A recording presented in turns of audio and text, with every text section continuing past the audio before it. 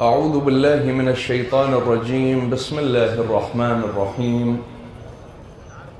والحمد لله رب العالمين، وأفضل الصلاة وأتم التسليم على المبعوث رحمة للعالمين الحبيب المصطفى أبي القاسم محمد، وعلى أهل بيته الطيبين الطاهرين المعصومين. صلى الله عليك يا سيدي ويا مولاي يا أبا عبد الله.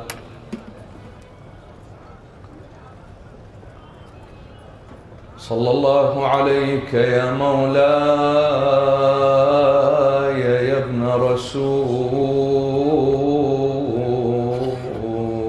الله. يا رحمة الله الواسعة ويا باب نجاة الأمة، غريب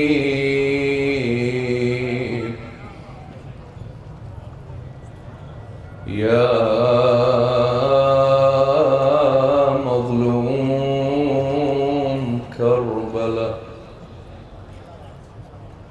فاز والله سيدي من اعتصم بكم، وأمن والله من لجأ إلى حصنكم، واهتدى لولايتكم.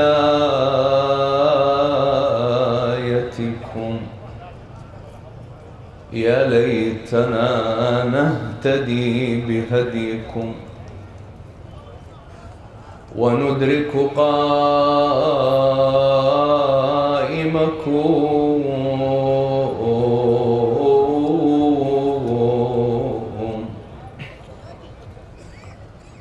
فنكون من أنصاره ومحبيه وجنده، فنفوز فوزا عظيما.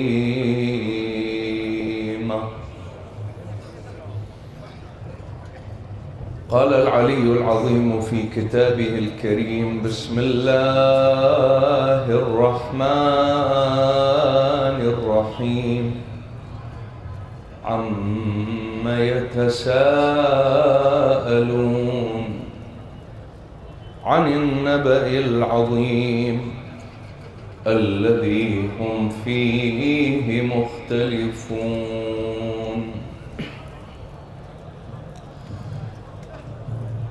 الآية الكريمة موضع نقاش بين المفسرين. قسم من المفسرين يذهب إلى أنه النبأ العظيم المقصود به هنا هو القرآن. هذا الرأي يذهب له الفخر الرازي، ويذهب له أيضا العلامة الطوسي على الله مقامه في مجمع البيان أو في التبيان عذرا، والعلامة الطبرسي في مجمع البيان ينطي رأيين.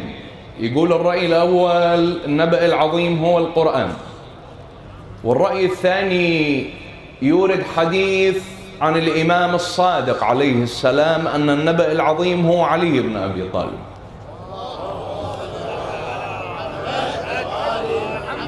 العلامة القمي في تفسيره يذهب في رواية عن أبي جعفر عليه السلام إلى أنه النبأ العظيم هو علي بن أبي طالب عليه السلام. وجملة من الباحثين يختارون هذا الرأي من جانب، من جانب أنه القرآن ما بي اختلاف. نص الآية ايش تقول؟ عما يتساءلون عن النبأ العظيم الذي هم فيه مختلفون.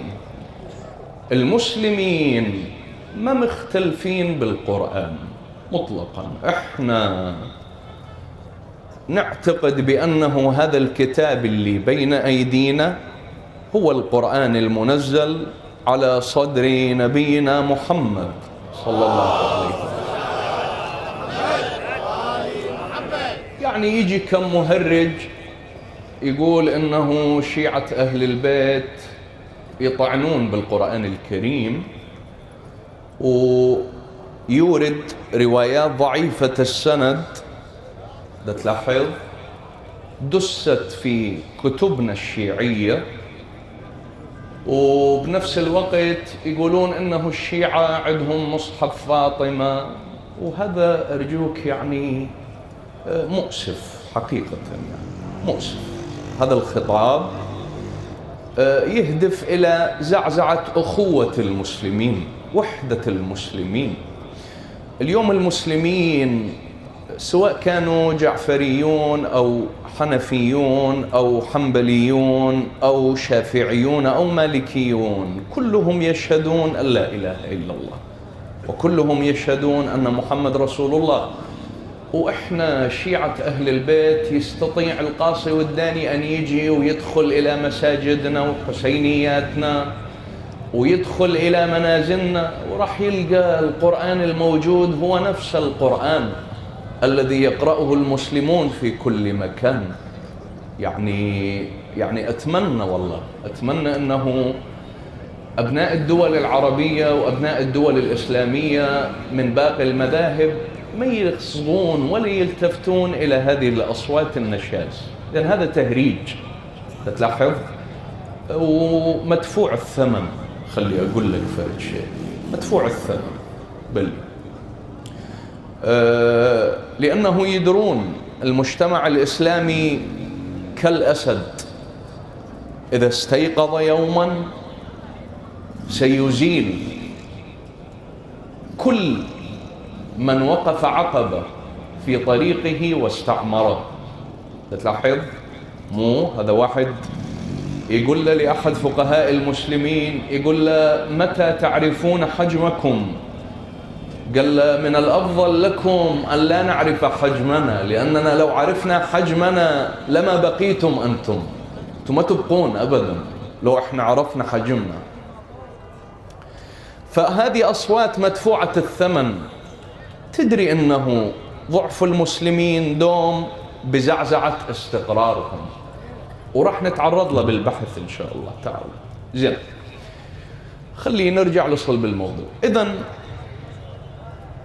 الآراء الإمامية قسم منها يذهب إلى أنه النبأ العظيم هو القرآن، وقسم منها يذهب إلى أن النبأ العظيم هو علي بن أبي طالب عليه السلام. الإمام علي بن أبي طالب ابن عبد المطلب ابن هشام المكي القرشي، هذا الرجل اليوم إذا تريد تدرس علي بن أبي طالب، تقف على حقيقة علي بن أبي طالب، تحتاج أن تقف على أمرين. الأمر الأول معرفة المدرسة التي تربى فيها علي بن أبي طالب، من اللي رباه. الأمر الثاني المعتقد الذي كان يؤمن به علي بن أبي طالب عليه السلام. من تعرف هذين الرافدين، تقف على هذين الرافدين، راح تتجلى لك شخصية الإمام علي. شوف، خلي أقول لك فرد شيء أتمنى تقبله مني، يعني تتقبل صراحتي شوي. أكو علي بن أبي طالب اللي بأذهانكم يختلف عن علي بن أبي طالب الحقيقي. علي بن أبي طالب اللي موجود في أذهان الكثيرين الشجاع، صاحب ذي الفقار، الذي كره من قبل معاصريه، حامي الحمية، الشفيع، أبو الشدات، غيره غيره غيره. أغلب معرفتنا، اسمعوني شبابنا ابني، أغلب معرفتنا متكرسة وين؟ في هذا الجانب. لكن علي بن أبي طالب الحقيقي هو الإنسان. الله، هو العادل، هو البليغ، هو الصامد، هو الثابت، هو الذي لا توجد فجوة بين معتقده وتطبيقه.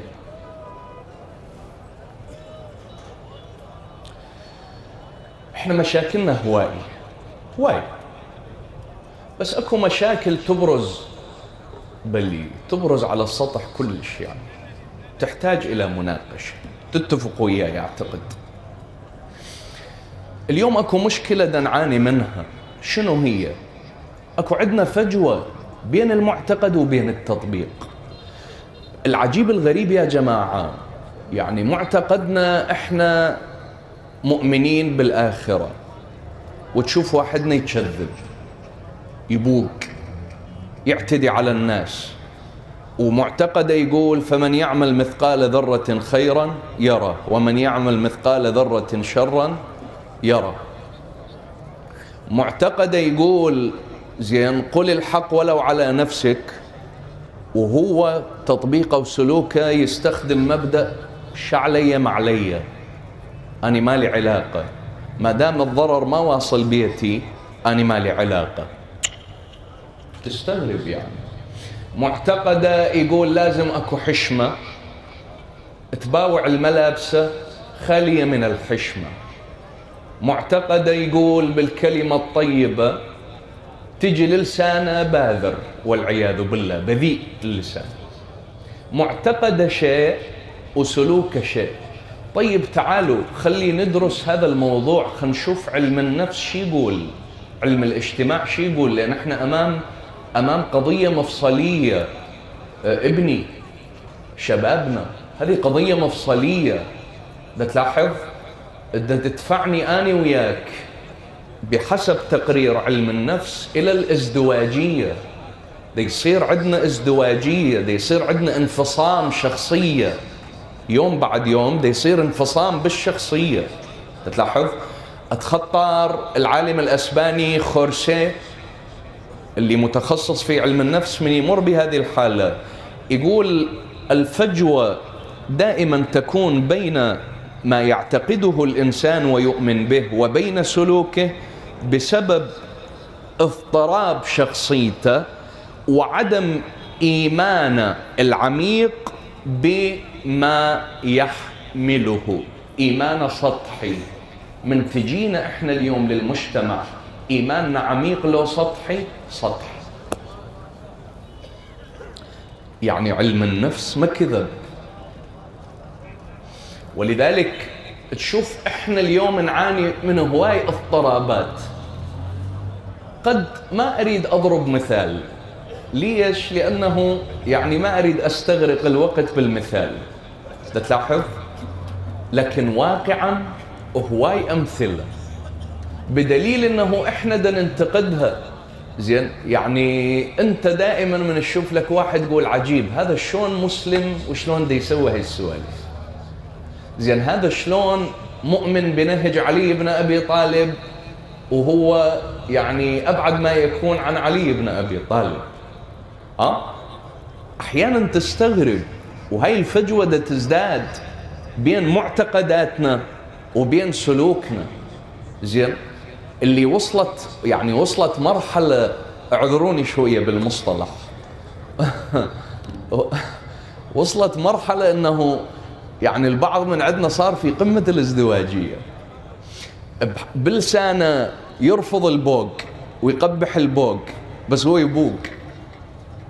بلسانه يرفض الافلام الاباحية وهو يقعد نص الليل يشاهد افلام اباحية. بلسانه يقول الاغاني حرام وهو يقعد بينه وبين نفسه يسمع اغاني.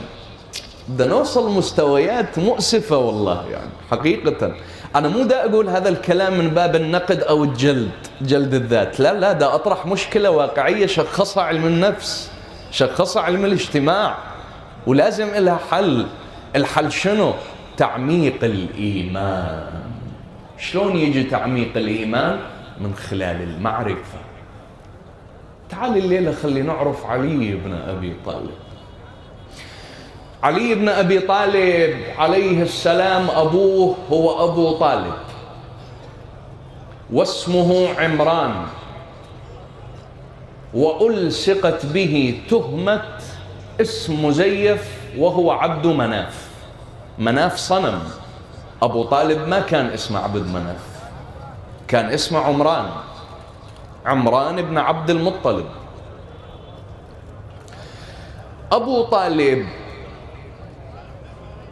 كان من أوائل المؤمنين برسالة رسول الله صلى الله عليه وآله، وفي المصادر أنه هو أول المشايخ الذين آمنوا برسالة رسول الله، وليس كما ادعى البعض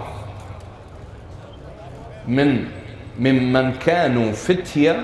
أول من آمن بالرسالة علي بن أبي طالب عليه السلام من الفتية، ومن الرجال أبو طالب، ومن النساء أمنا أم المؤمنين خديجة عليهم السلام جميعا.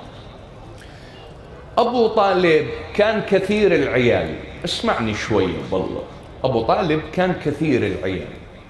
رسول الله صلى الله عليه وآله من الزوج بأم المؤمنين خديجة، وصارت أحوال الاقتصادية أفضل، والعباس عم النبي كانت أيضا أمور الاقتصادية أفضل، فاتفقوا النبي والعباس عم النبي أن يذهبوا إلى أبي طالب ويحاولون أن يقدموا له مساعدة، لأن كان كثير العيال وحالته الاقتصادية سيئة، لأنه أبو طالب كان معروف بالكرم، كريم جدا، ولذلك ما كانت تبقى عنده أموال.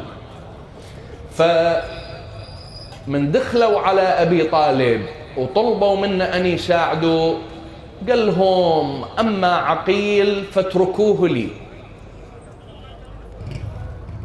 عقيل اتركوه إلي وخذوا من شئتم.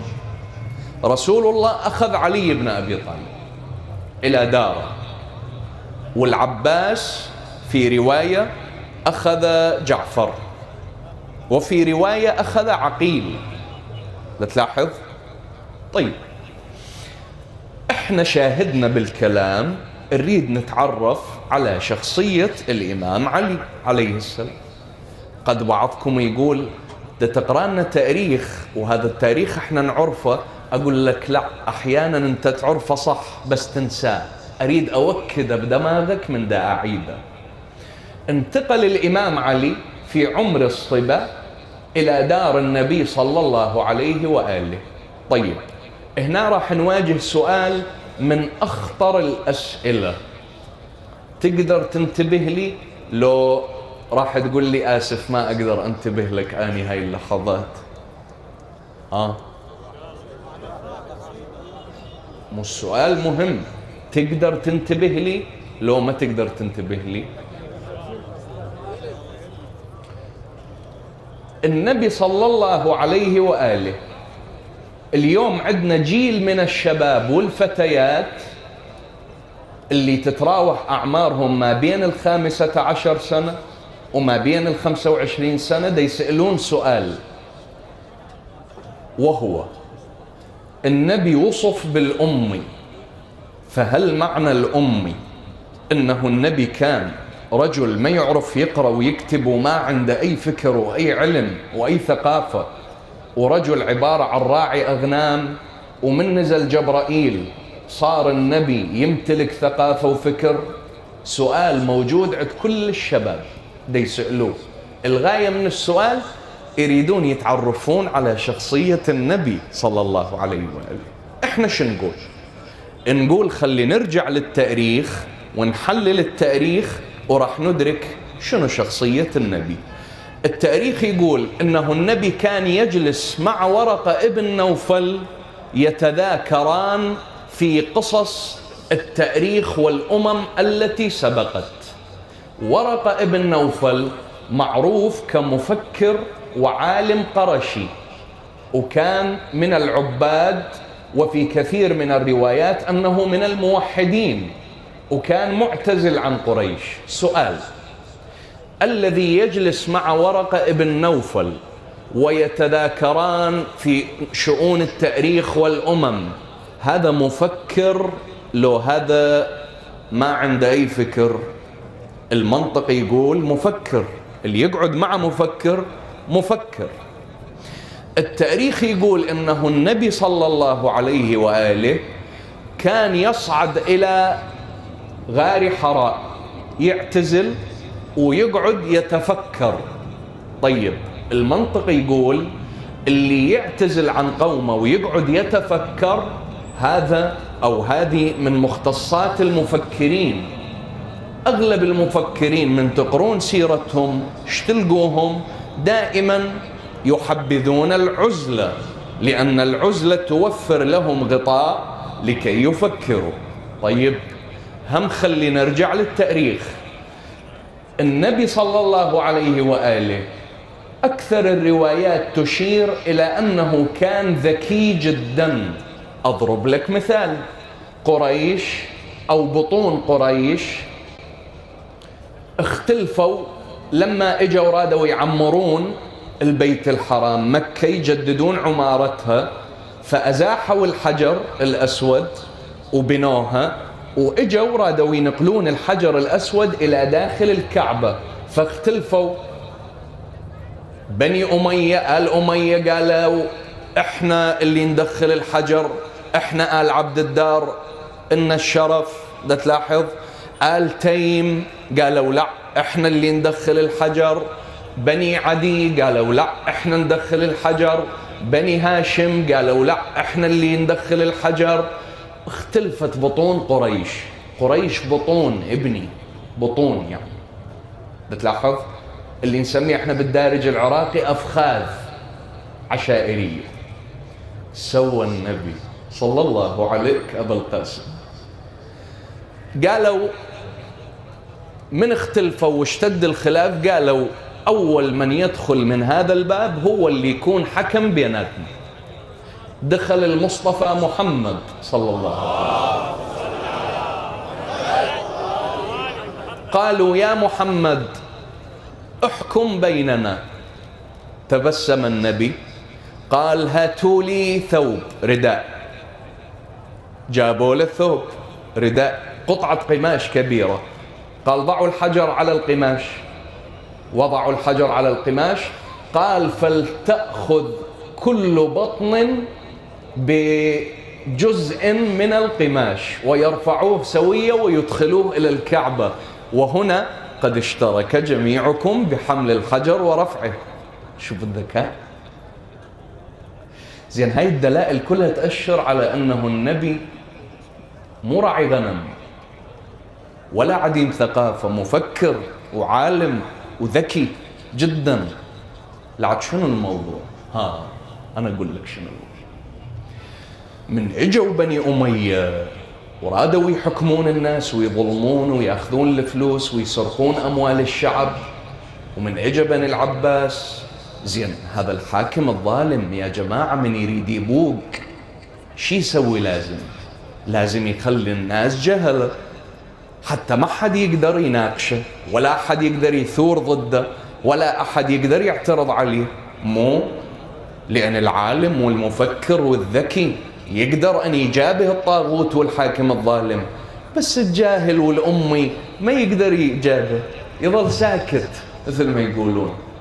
سووا بني أمية وبني العباس، قدسوا الأمية، خرجوا بفكرة وهي تقديس الأمية. أجعل من الأمية عند المجتمع مقدسة. كيف؟ أصور لهم أعلى ما موجود في الهرم الإسلامي وهو رسول الله أمي. إذن الأمية مو عيب، مو عيب أن تصير أنت أمي، مو عيب أن تصير جاهل، مو عيب أنه ما تعرف تقرأ وتكتب، لأنه نبيك محمد أمي. شوف شبابنا ابني، طب سابقا قلت لكم الأفكار خطيرة، خطيرة جدا الأفكار. رسول الله من تسألني وتسأل الباحث، أي باحث، وتقول له شنو سبب تسميته بالأمي، يقول لك ببساطة لأنه رسول الله من مكة وهي أم القرى، فلقب بالأم نسبة إلى أم القرى، مو معنى أمي إنه ما يعرف يقرأ ويكتب. هذا الأستاذ الذي اسمه محمد، الذي نزل عليه جبرائيل بالوحي، هو الذي ربى علي بن أبي طالب، نقل كل صفات التربوية للإمام علي، نقل الصدق، نقل الأمانة، ونقل الشجاعة، ونقل النزاهة، ونقل البلاغة، ونقل الكبرياء والكرامة. كل شيء موجود في شخصية رسول الله يتجسد وين؟ في شخصية علي بن أبي طالب. ولذلك القرآن التفت وخلى المسلمين يلتفتون لهذه الحقيقة في قوله تعالى: أنفسنا وأنفسكم. وفي المباهلة ما خرج مع النبي إلا أمير المؤمنين علي بن أبي طالب. القرآن اعتبر أن علي عليه السلام هو نفسه رسول الله صلى الله عليه وآله. شوف زين، الآن عرفنا المدرسة التي تربى فيها علي بن أبي طالب، والتي هي مدرسة محمد صلى الله عليه وآله وخديجة، أمنا خديجة.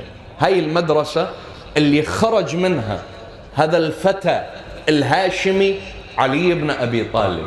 وفعلا كان الإمام علي بن أبي طالب يحمل صفات رسول الله، كان مفكر، كان عالم، كان صادق، كان أمين، كان نزيه، كان ذكي. أضرب لك مثال. شوف، في واقعة الخندق الأحزاب اللي تآلفت قريش مع جملة من القبائل بقصد غزو النبي وإسقاط هذا الدين الحنيف. النبي كان في المدينة، وتحالفت في نفس الوقت مع اليهود، مع بني قريظة وبنو النضير.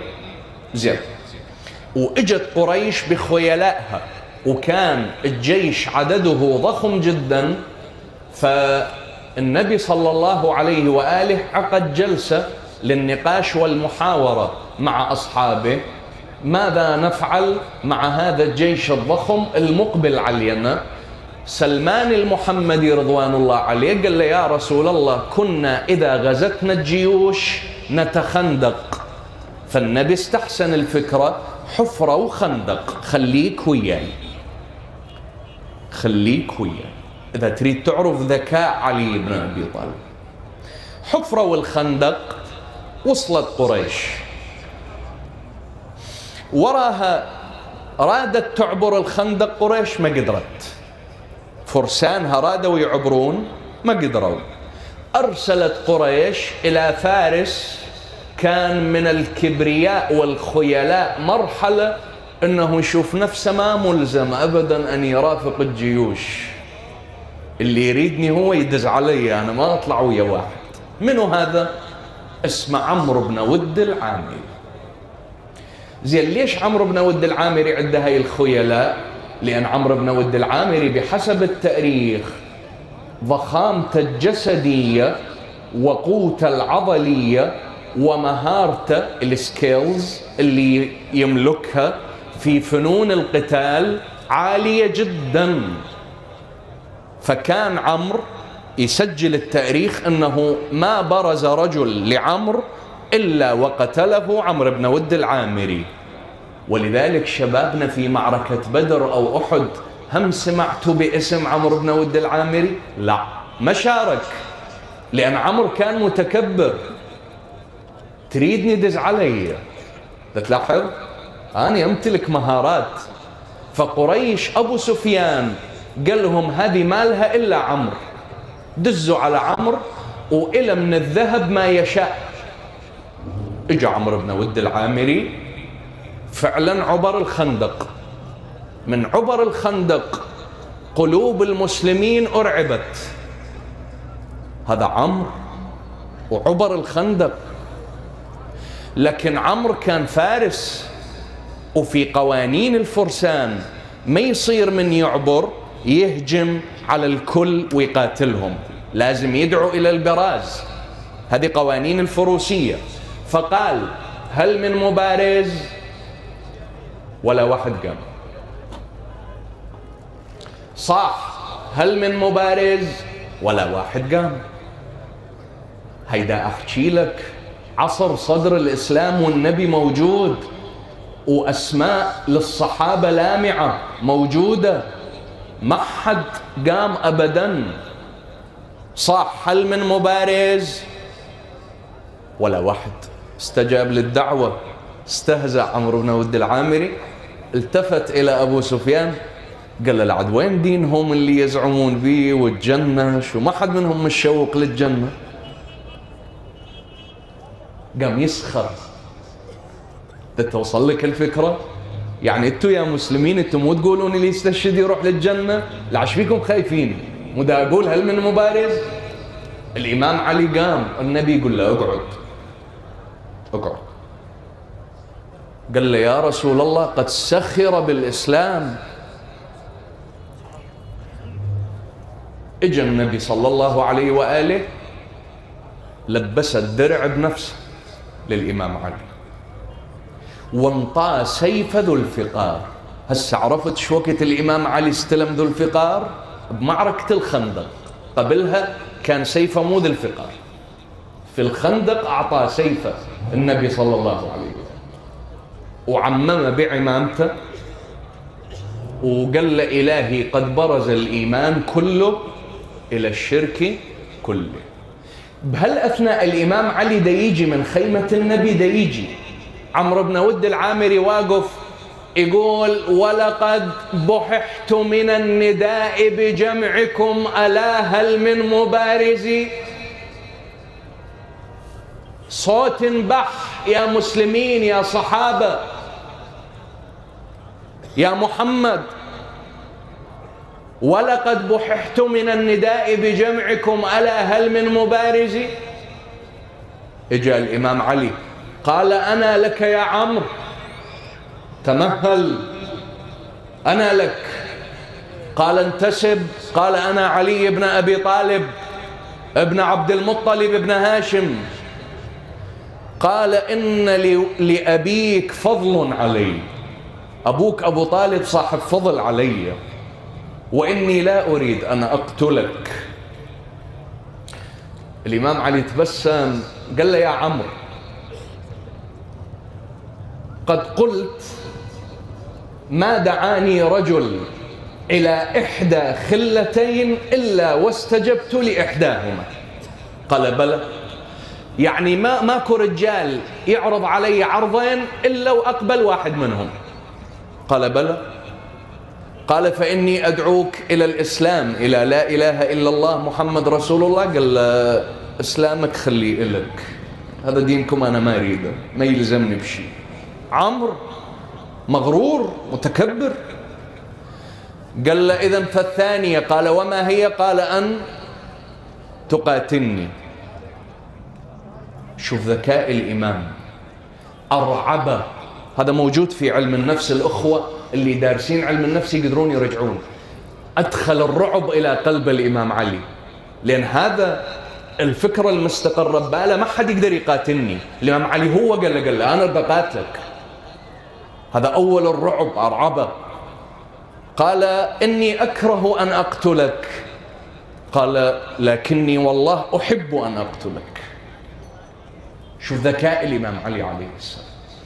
بعدين الإمام علي يروي الرواية عن الإمام الحسن، يقول من سألت والدي قلت له اروي لي رواية الخندق ومبارستك لعمرو.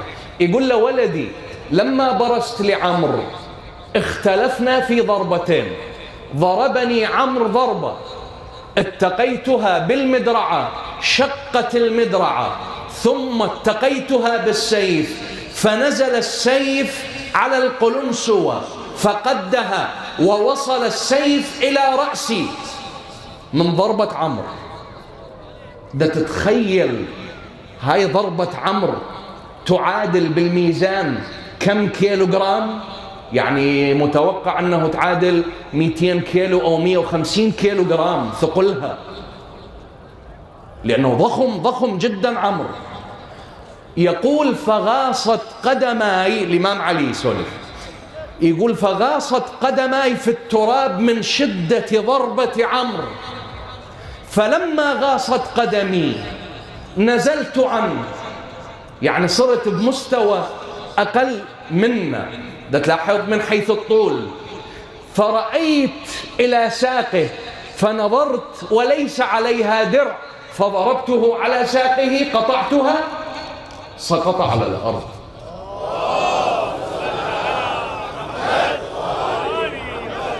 هذا شيء يدل. أتخطر أحد علماء النفس دكتور مصطفى طه من يمر بهذا الموضوع، يقول كان الإمام علي يتمتع بانضباط أعصاب عجيب، لأنه الإنسان دائما في الحالات يعني المحرجة أو شيء يصاب بالتوتر. إذا منتبه لنفسك يعني بالأمور اللي يصير لك مشكلة أو قتال أو كذا تصاب بالتوتر. الإمام علي دا يتلقى ضربة ودا ينزل من شدة الضربة وهو في قمة الانضباط، بحيث عند نباهة ذهنية خلته ينظر إلى ساق عمرو المكشوفة، ضربها قطعها. يقول فسقط على الأرض فجلست على صدره فتفل في وجهي، قمت. يروي للإمام الحسن أمير المؤمنين قمت انتظرت حتى أهدأ ويذهب غضبي. بني هاشم يعني ينعرفون بالعرق اللي يطلع عندهم في جبهتهم إذا غضبوا، هذه وراثة. الإمام علي غضب وبان العرق، خرج في جبهة العرق اللي الآن احنا بالدارج دائما نسميه العرق الهاشمي، هو هذا العرق اللي يطلع في الجبهة. اختصوا بنو هاشم بهذا الأمر. فالإمام علي يقول هدأت، انتظرت حتى أهدأ، ثم جئت إليه قطعت رأسه وأقبلت على رسول الله صلى الله عليه وآله وأنا أمشي متبخترا لكي ترى قريش من الإسلام ومن المسلمين. انتبه، الزبير واقف قال له للنبي، قال له يا رسول الله انظر لعلي بن أبي طالب كيف يمشي. شبابنا تعرف شنو مشية المتبختر؟ تعرفوها؟ يعني المتكبر هيك يمشي كالطاووس. فالزبير قال له يا رسول الله انظر لعلي كيف يمشي، والله أمرنا بالتواضع. قال له اسكت، إنها مشية يحبها الله ورسوله.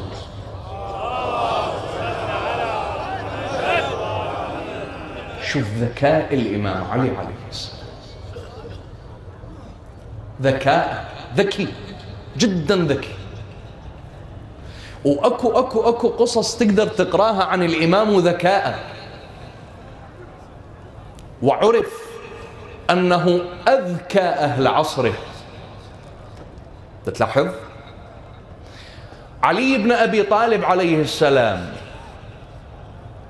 ما ورد في فضائله ملأ الخافقين. من الفضائل اللي وردت في حقه ملأت الخافقين. ويقول ابن أبي الحديد المعتزلي اجتمعت لعلي بن أبي طالب فضائل لم تجتمع لأحد أبدا إلا رسول الله صلى الله عليه وآله. علي بن أبي طالب عليه السلام شوف النبي شنو قال فيه. النبي صلى الله عليه وآله قال له يا علي أنت مني بمنزلة هارون من موسى، إلا أنه لا نبي من بعدي. علي بن أبي طالب ذكره الله عز وجل في القرآن في آيات عديدة كثيرة جدا، أبرزها حينما تصدق بخاتمه وهو يركع، تلاحظ، وحينما أعطى الطعام على حب الله عز وجل مسكينا ويتيما وأسيرا، علي بن أبي طالب وصفه رسول الله أن عليا مع الحق والحق مع علي يدور معه حيثما دار. علي بن أبي طالب الإمام زين العابدين عليه السلام انطاه تقدمة جميلة جدا في خطبته في الشام. شوف شبابنا ابني، الإمام السجاد من دخل للشام شاف أهل الشام يلعنون الإمام علي بسبب إعلام معاوية بن أبي سفيان، ولما وصل خبر استشهاد الإمام علي إلى الشام، أهل الشام قالوا أو كان أبو تراب يصلي؟ في يعني نظرتهم أنه الإمام علي حتى صلاة ما يصلي. فمن دخل الإمام السجاد وشاف هذه الوضعية قال ليزيد هل تأذن لي حتى أصعد هذه الأعواد فأتكلم بكلام لله فيه رضا ولهؤلاء الجالسين فيه أجر وثواب؟ يزيد رفض، قال له للقاعدين ليش رفضت؟ قال لهم هذا الفتى إن صعد المنبر لا ينزل إلا بفضيحتي وفضيحة آل أبي سفيان. قالوا وما قدر ما يحسن هذا صغير بالعمر؟ قال إنه من أهل بيت قد زقوا العلم زقا. صعد الإمام السجاد المنبر ركز كلامه كله على اليمن، على الإمام علي عليه السلام. اسمعني، أريدك تسمعني هاللحظات. وقسم من الأخوة من وجهاء النجف الأشرف الله يحفظهم ويرعاهم أصروا علي أنه أريدك تلقيها بطور شيخ عبد الزهر الكعبي رحمة الله تعالى عليه، خطبة الإمام زين العابدين. صلوا على محمد وآل محمد.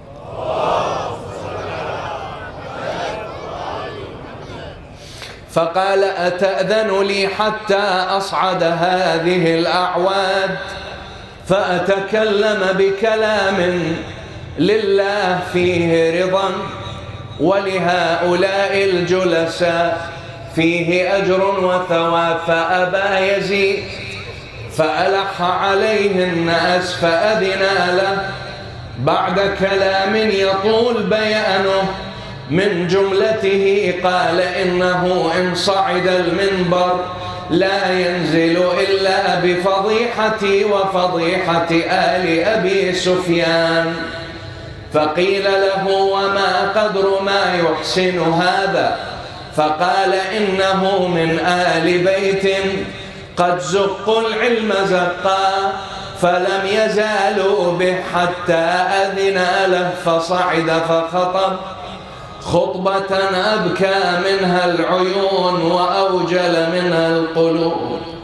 فقال سلام الله عليه الحمد لله الأول الذي لا أول لأوليته والآخر الذي لا نفاذ له خلق الليالي والأيام وقسم فيما بينهما الأقسام فتبارك الله الملك العلام.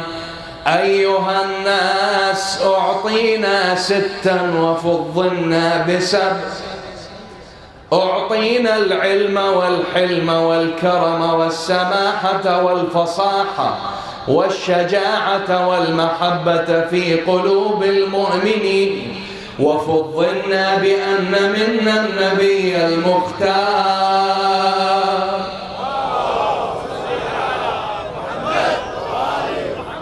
ومنا الصديق ومنا الطيار ومنا أسد الله وأسد رسوله ومنا سيدة النساء ومنا صدق هذه الأمة.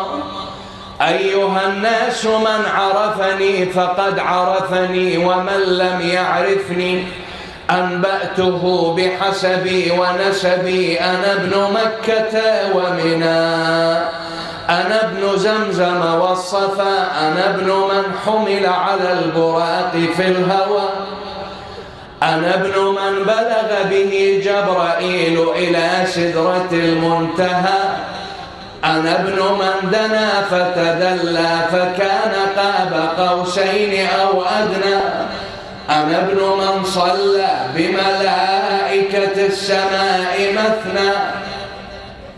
أنا ابن محمد المصطفى، أنا ابن علي المرتضى، أنا ابن من ضرب خراطيم الخلق. هنا بدأ يشرح عن الإمام علي عليه السلام. فأرجو أن تنتبهوا لكلام الإمام زين العابدين في شرح وضع وشخصية جده علي عليه السلام لأهل الشام. أنا ابن من ضرب خراطيم الخلق حتى قالوا لا إله إلا الله. أنا ابن من ضرب بين يدي رسول الله بسيفين وطعن برمحين وهاجر الهجرتين وبايع البيعتين وقاتل ببدر وحنين ولم يكفر بالله طرفة عين. أنا ابن صالح المؤمنين ووارث النبيين ويعسوب المسلمين ونور المجاهدين وتاج البكائين وزين العابدين وأصبر الصابرين وأفضل القائمين من آل ياسين رسول رب العالمين. أنا ابن المؤيد بجبرائيل المنصور بميكائيل. أنا ابن المحامي عن حرم المسلمين وقاتل الناكثين والقاسطين والمارقين والمجاهد أعدائه الناصبين وأفخر من مشى من قريش أجمعين. وأول من أجاب واستجاب لله ولرسوله من المؤمنين وأول السابقين وقامع المعتدين ومبير المشركين وسامر من مرام الله على المنافقين ولسان حكمة العابدين وناصر دين الله وولي أمر الله وبستان حكمة الله وعيبة علمه سمح سخي بهي بهلول زكي أبطحي رضي مقدام همام صابر صوام مهذب قوام من العرب أشجعها ومن الوغى أليثها وارث المشعرين وأبو الصبطين الحسن والحسين ذاك جدي أمير المؤمنين علي بن أبي طالب. أنا ابن عديمات العيوب، أنا ابن نقيات الجيوب، أنا ابن خديجة الكبرى، أنا ابن فاطمة الزهراء. ثم أبكى العيون بهذه الكلمات فقال أنا ابن المذبوح بكربلاء. أنا ابن من رأسه على السنان يهدى، أنا ابن من حرمه من كربلاء إلى الشام تسبى. إلى آخر خطبته الشريفة الإمام أمير المؤمنين الإمام زين العابدين عليه السلام. هذا علي بن أبي طالب. زين، بقى مسألة شنو معتقد علي بن أبي طالب؟ الإسلام. الوقت أخذنا، ردت أتوسع في هذا الجانب بس الوقت أخذنا. معتقد علي بن أبي طالب هو الإسلام. ولذلك أقول لكل علوي يقول أن إمامي علي عليه أن يدافع عن الإسلام حتى آخر رمق في حياته، وأن يدافع عن قيم الإسلام حتى آخر رمق في حياته، وأن يدافع عن لا إله إلا الله محمد رسول الله لكي تبرأ الذمة أمام المهدي حجة الله. إحنا من دون الإسلام لا قيمة لنا. أتمنى أنه اللي يسمع صوتي يفكر بكلامي ولو لدقيقة. رسول الله رحل عن هذه الدنيا وترك لنا الإسلام، وقال أوصيكم بالإسلام. من منا مستعد أن يقف بوجه أسود أمام رسول الله وأمام أهل بيته يوم القيامة وهو قد خان الإسلام وعمل ضد الإسلام، من حيث يشعر أو لا يشعر؟ من حيث يشعر عند أجندة يحاول يهدم بقيم الإسلام مثل الأمانة والصدق والعقيدة والإمامة والولاية ومحاربة أعداء الله والوعي. هي قيم الإسلام، أكو يحاربوها بأجندة. ويل لهم من الله، سقر وما أدراك ما سقر. وأكو اللي دي يوقفون ضد الإسلام من حيث لا يشعرون. كيف؟ من توقف وتقول شبعنا لطم، لو توقف وتقول ما نريد بعد منابر، لو توقف وتقول والله سبيتونا بقال الله وقال الرسول، يوميا مكرريها علينا قال الله وقال الرسول. انت هنانا ابني بنتي، انتوا دا توقفون ضد الإسلام من حيث لا تشعرون. ضدي أوقف، أني دا أحكي عن نفسي على الطالقاني. تريد تنتقدني انتقدني. صاحب الموكب الله يحفظه، تريد تنتقده انتقده صاحب المجلس، لأن احنا بشر خطائين. من تنتقدنا مو دا تنتقد الإسلام، بس من توقف تنتقد قال الله وقال الرسول وتقول صدعت رؤوسنا بيها. لا، هنا أقول مع الأسف عليك ابني، ليش هيك؟ شلون تحكي هالحكاية؟ مو القرآن يقول ذكر إن الذكرى تنفع المؤمنين؟ لازم قال الله وقال الرسول يوميا أنا وياك، لازم منتبه لنفسك. من تريد تضحك تروح تشاهد مسرحية مثل مدرسة المشاغبين، مسرحية كوميدية، توقف وتشاهدها، مع العلم أنت مشاهدها أكثر من مرة، بس ترجع تشاهدها لأن تريد تضحك. صح لو لا؟ ليش قبلتها بالكوميديا؟ التكرار قبلتها بالكوميديا، بس بالدين قال الله وقال الرسول وقفت تردد مثل البغبغاء عبارات ما تعرف من يا طرف صدرت ومن يا أجندة أوجدتها، تقول شنو قال الله وقال الرسول. لا يا ابني، لا، أرجوك. كل ما أجي أصعد المنبر كبار السن يلزمون إيدي، صدقني ما دا أبالغ ولا دا أكذب، وأغلبكم يعرفني، الكذب مو من طبعي. كل ما أجي أصعد المنبر يلزموني كبار السن. سيدنا الله بالشباب، ولدنا أمانة عندكم، أقسم بالله الكل خايف على الجيل الجاي. الله يعين شبابي، بس هاي أقول. أرد أقول فد حكاية، تريد تقبلها اقبلها، تريد ما تقبلها براحتك. أنا أقول لا تحقدون على الشباب، شبابنا مساكين. نظروا للشباب نظرة إنسانية بعاطفة، قولوا الله يعينهم بدل أن تحقدون عليهم. أيامي وأيامك ما كان أكو إلا تلفزيون واحد وقناة واحدة، وأغلبنا كنا ما نتابعها، فكنا متفرغين للكتب ونقرأ كتب. أنا صريح شوي، اسمعني بصراحة قلعش. بس شبابنا اليوم الله يعينهم،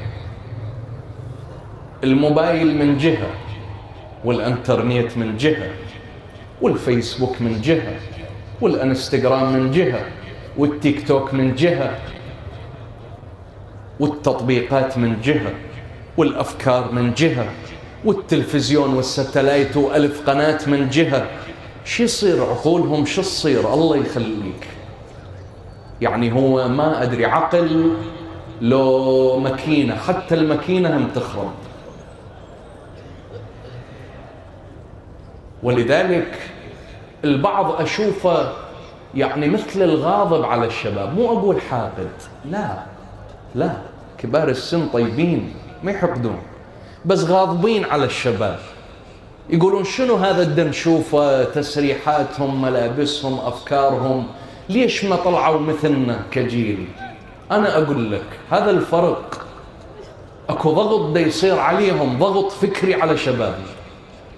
الشاب يقعد الصبح لحد ما يغمض عينه 24 ساعة بوستات يباوع، بوستات على مقاطع، على فيديو، على أفكار، على ولذلك دا تصير أكو ضغوطات على دماغه. هذا فضلا عن الحياة الاقتصادية البائسة اللي دا يعيشها، واللي ما أريد أقحم المنبر في الجانب السياسي، لكن الكل يعرف شنو الحياة اللي دا يعيشوها الشباب. فأنا أقول لا تحقدون علي. إذا نقدر نساعدهم بشيء خلي نساعدهم.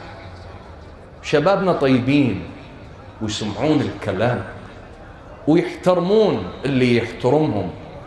أنا متأكد، صدقني، في يوم من الأيام إجاني شاب ملحد دا أقرأ في إحدى مدن العراق، فإجا قال لي أريد أخذ صورة وياك. قلت له بلي تفضل.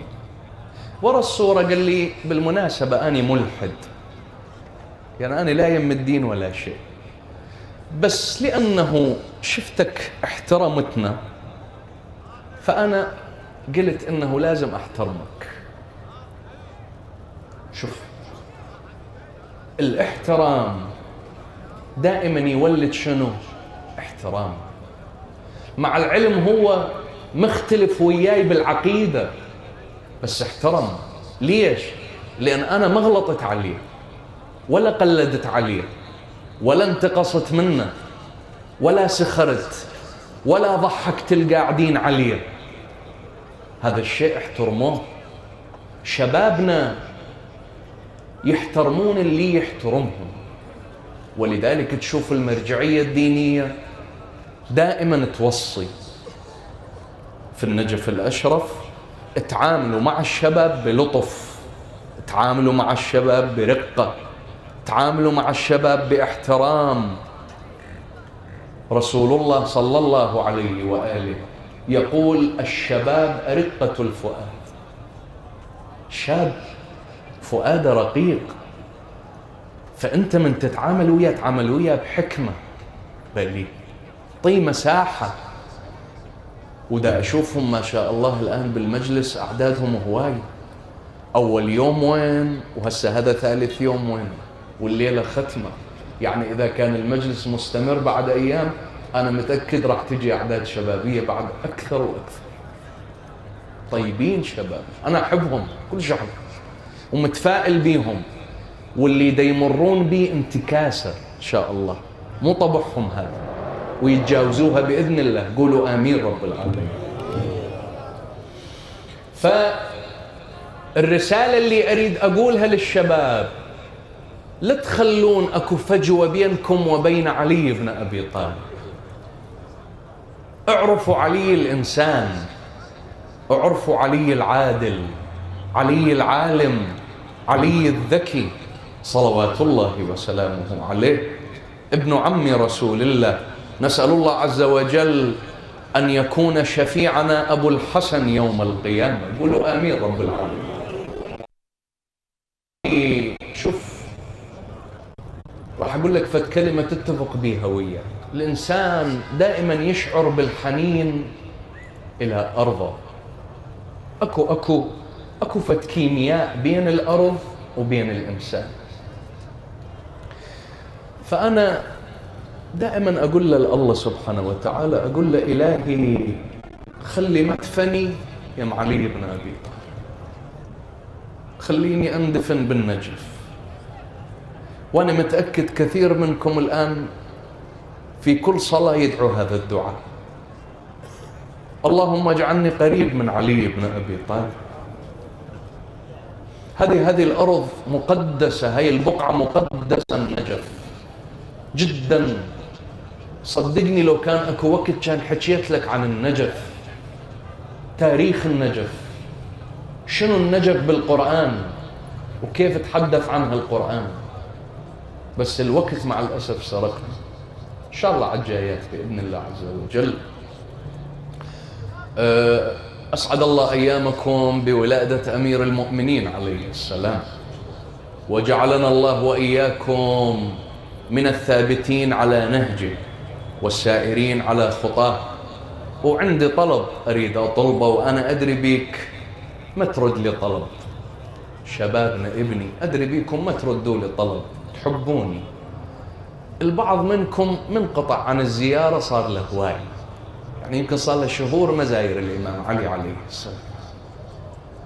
أنا أريدك تروح تزور.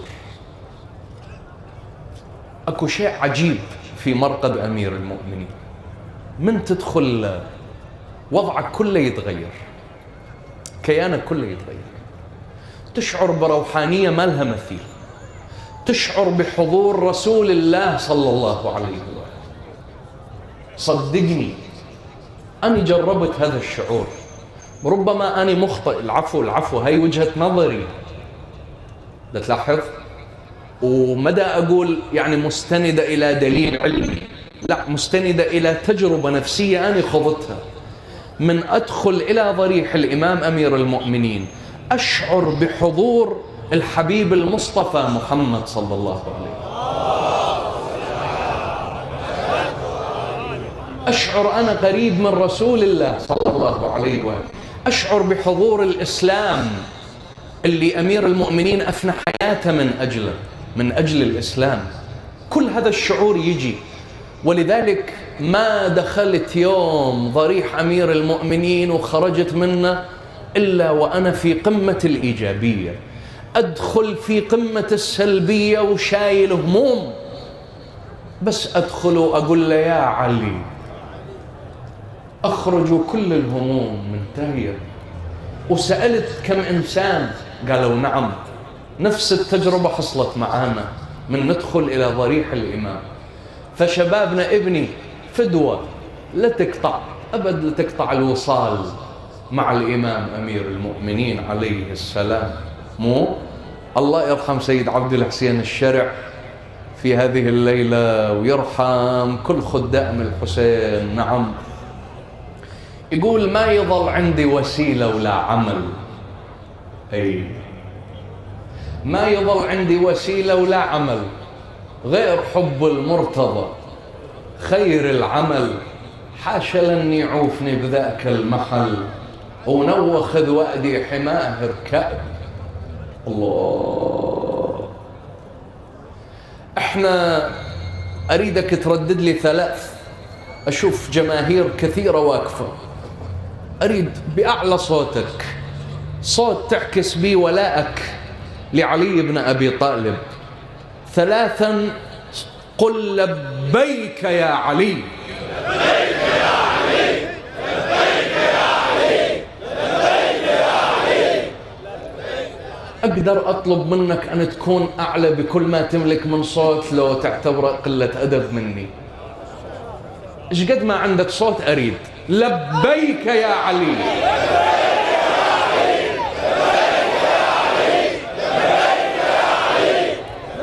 يا الله. اللهم اجعلنا ممن يشفع فيهم أبو الحسن عليه السلام. نختم المحاضرة بالدعاء. أمان